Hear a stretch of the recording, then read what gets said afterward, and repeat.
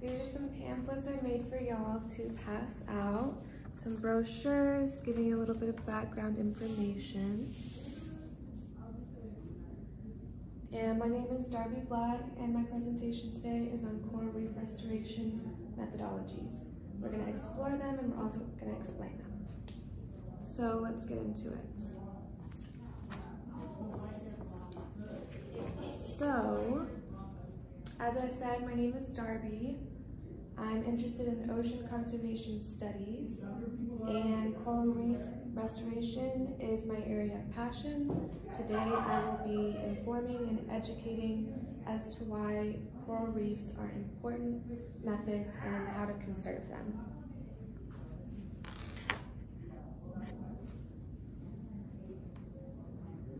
So this is just a little bit of introduction. Coral reefs are among the planet's oldest and most productive, most diverse ecosystems on the planet. They are also one of the most threatened. Reefs around the globe are declining at an alarming rate, and it's a lot worse than it used to be. So in the past 50 to 30 years, they have decreased rapidly. And not enough is really being done to protect and conserve our planet's oceans. So a little bit of background and biology on coral reefs. Coral reefs are built by millions of coral polyps, which are small colonial animals resembling overturned jellyfish. They use an excess of carbon dioxide in the water from the atmosphere and turn it into limestone. So the interesting thing about coral reefs are that they have plant, mineral, and animal properties, but they're considered animals. Here's a diagram to kind of explain some of the biology of coral reefs. They fall under the phylum Cnidaria and are the class of Anthozoa. They're relatives of jellyfish and anemones. So here you can see this would be the mouth of the coral reef. This is the tentacle. This is their stomach lining right here in the middle. And here they have their septum. Here are their basal plate. So, like I said, they are considered animals. Even though they have plant properties, coral reefs are animals. Here we kind of have a list of locations of where coral reefs are. They're all over the world. They can be in shallow water or in deep water. Here are just a few examples. We have them in anywhere from Australia to Indonesia to Fiji, the Philippines, and Malaysia.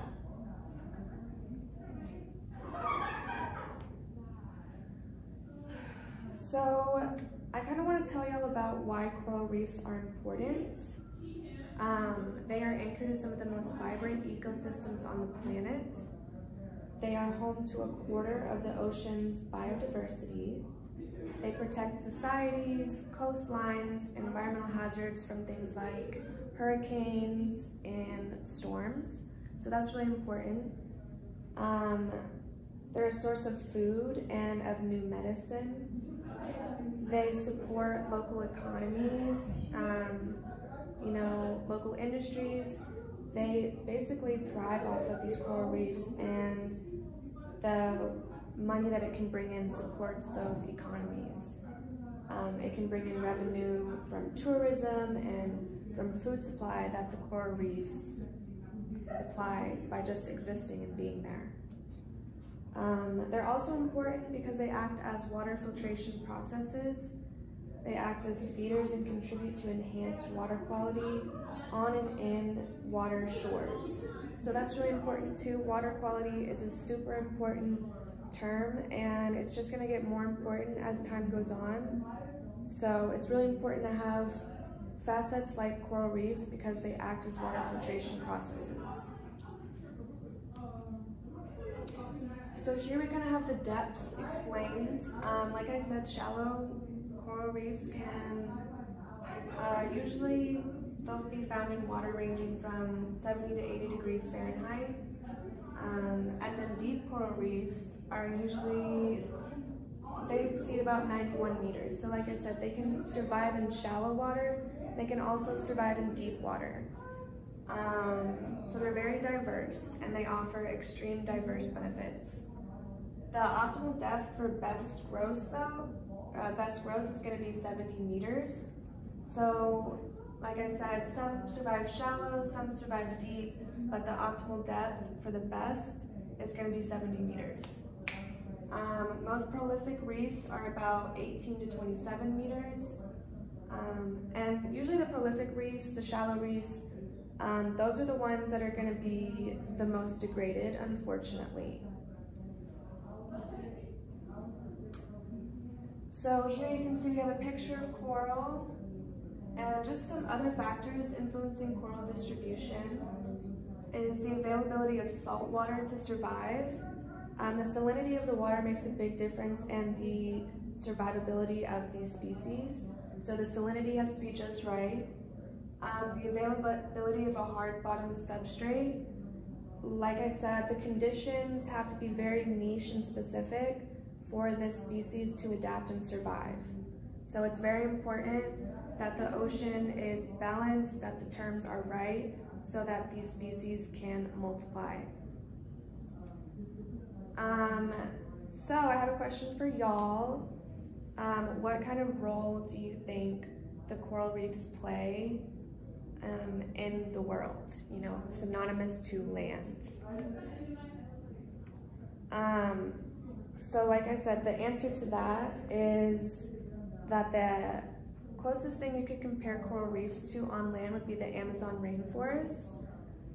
Just with how much diversity that these ecosystems provide, it's vast and it's very much comparable to the Amazon rainforest. But like the Amazon rainforest, it's also endangered. Alrighty, and so other factors that also influence coral distribution are going to be, along with salinity in the hard bottom substrate, it's going to be presence of herbivorous fish to control microalgae. So microalgae balance is very important for coral reef sustainability because they have a symbiotic relationship. And also the availability of food. An example of this would be plankton, as deep water coral survive off of plankton. So now that you'll know a little bit about the background and a little bit about the biology, let's talk about some of the methods that we can use to restore coral reefs. So the first one's going to be microfragmentation. This method of coral restoration has been recently innovated. It's a practice for marine ecological restoration. So this fragmentation technique consists of breaking coral into smaller, maybe 1 to 5 polyps. And they usually use a specialized saw, it's usually a jewelry saw, to cut these coral in half. And then this stimulates coral tissue to grow. And after that, they put them in these tanks where they basically garden coral in tanks. So within these tanks, these split coral start to multiply, which is very amazing. It's very astonishing. And like I said, it's a very recent innovation that we've come to realize. However, this method does take a lot of money and it does take a lot of resources, as like I said, the factors to increase the sustainability of these species have to be very specific. So for microfragmentation, the water tanks have to be 22 to 26 degrees Celsius, and the algae growth and debris have to be regularly removed. Some of the clone fragments recognize each other, and so the way that this works is the tissues of the coral recognize each other. So instead of fighting each other for reef resources, they fuse together and they form larger colonies. So it usually takes about 4 to 12 months, and after that, you can have fully grown coral that are now ready to be planted back into the ocean and fragmented to restart the process. So this mainly works in soft coral. It was pioneered by Dr. David Vaughn at Marine Moat Laboratories. So it's very effective for soft coral, and they have seen that the stimulation of the coral tissue to grow can grow into clones up to 25 to 50 times the normal growth rate. So not only does it conserve, it also enhances the growth, time, and speed. So here we just have some pictures of the microfragmentation process. This is what it looks like. As you can see, these would be the individual polyps, and they set them up in these tanks, and then eventually these start to grow and come together to form a bigger colony. And here I'm just going to show you a video of the Marine Lab Institute so you can kind of get an idea of how the process really works.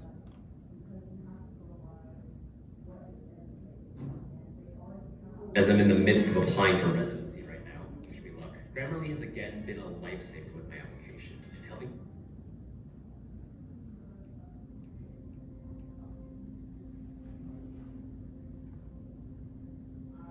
Hi, my name's Jess.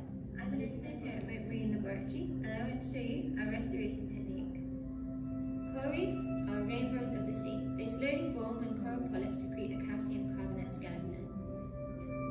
Coral reefs are the most biologically diverse ecosystem on the planet, but we have already lost a quarter of the world's reefs. Restoration projects, fragmenting corals into smaller pieces, has been the most widely used method to promote the growth of branching corals, and this has been successful in restoring damaged reefs. As a naturally faster growing species, and one which has evolved to break into pieces as a way of reproducing, fragmented corals involves cutting them with a hand tool, allowing for the reproduction of clones. Massive corals, such as boulder, star, and brain, can also reproduce this way. These species live for longer and provide the framework of the reef, but they have often been disregarded as candidates for restoration due to their slow growth and thick skeleton. Microfragmentation is a new technique for both massive corals and branching corals. It allows for the rapid reproduction of clones with growth rates 25 to 40 times normal. Just like when you cut your skin, it grows faster in order to heal. When corals are cut into smaller pieces, it stimulates rapid growth of tissue. Microfragmentation uses a specialized saw to separate small amounts of tissue, ensuring that there are 1 to 5 polyps present so that the coral has a mouth to feed from. For branching species, 1 millimeter squared can be cut, but for massive species, 1 centimeter squared are cut to ensure there is a mouth present. Once fragments are cut, they are mounted onto plugs. The corals are then placed into shallow raceways where temperature is maintained between 22 and 26 degrees. Too hot or too cold and the corals won't survive. Algal growth is maintained by shore snails, daily siphoning of detritus, and manual removal of the encroaching algae. Within 1 week, fragments are able to grow over their cut edges, and within 2 to 6 weeks start producing new polyps. Depending on the species, it will take between 4 months for the faster growing branching species and up to 12 months for the slow growing massive species to grow over their plug. Fully grown fragments can then either be outplanted onto the reef or cut again. There's one last exciting thing left about this restoration technique. If corals are cut from the same parent colony, they can be planted close to one another to accelerate recovery. These corals, which would normally fight over resources, recognize each other as the same clone, fuse together to form a larger colony. Following the rapid growth after microfragmentation, these corals could fuse together and reach a sexually mature size in the fraction of the time it would usually take. So using this technique, we can literally bring corals back from the dead.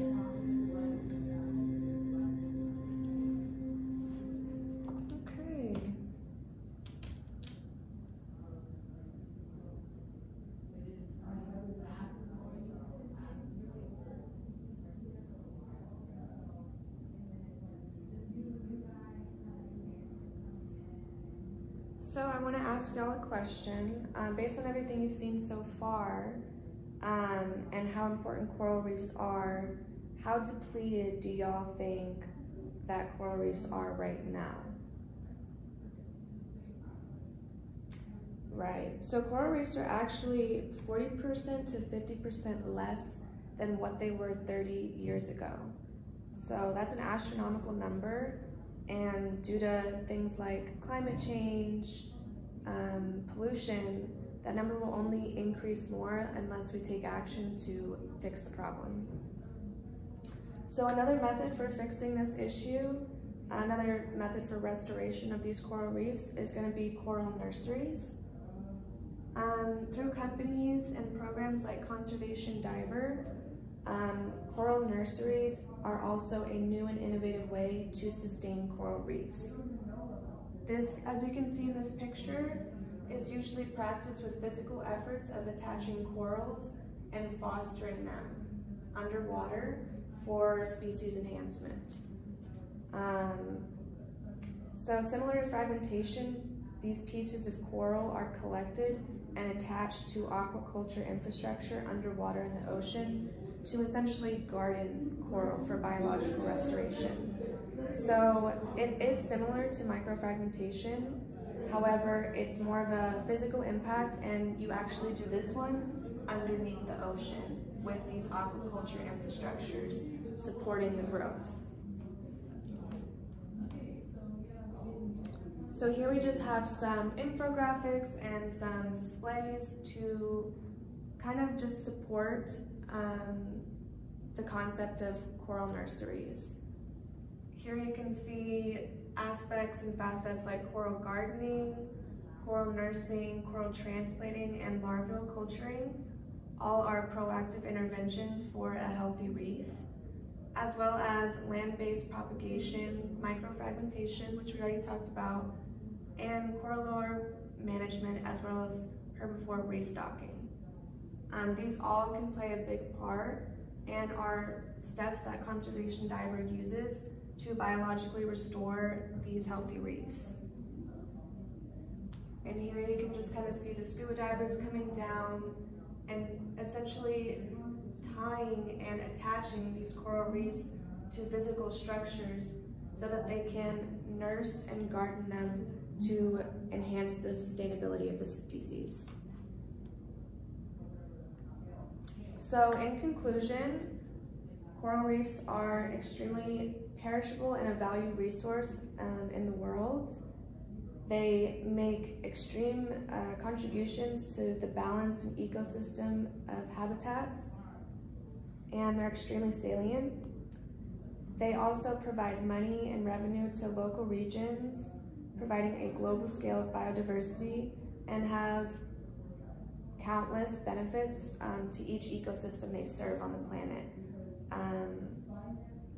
They are also environmental stewardship methodologies for mindsets to be adopted going forward. So tourists come and see how important these coral reefs are and how they provide medicine, how they provide an economic structure, how they provide biodiversity just around them. So this environmental stewardship can be adopted and carried on to the future. And these methodologies and mindsets are very cutting edge. Microfragmentation is cutting edge, coral nurseries is very cutting edge. So hopefully going forward, we can only improve these technologies and these facets to better serve and conserve coral reefs in the future.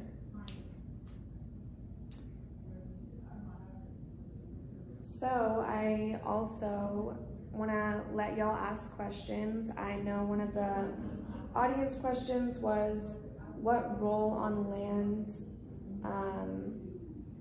could the coral reefs be synonymous to? And like I said earlier, to that question, it would be the Amazon rainforest, as it provides about 25% of marine biodiversity and life. Another question asked by the audience was, how are they being threatened by humans? That's a great question. The answer is pollution. That's a big one. Sedimentation, which is just basically building on coastlines. Sediment gets deposited down the bank and it affects the salinity of the water, so these coral reefs can no longer survive. It's also, the coral reefs have been heavily impacted by unsustainable fishing practices. as well as climate change. So as the world's temperature continues to increase, it will cause ocean acidification, and that will extremely affect the corals. It will bleach them out and it will kill them.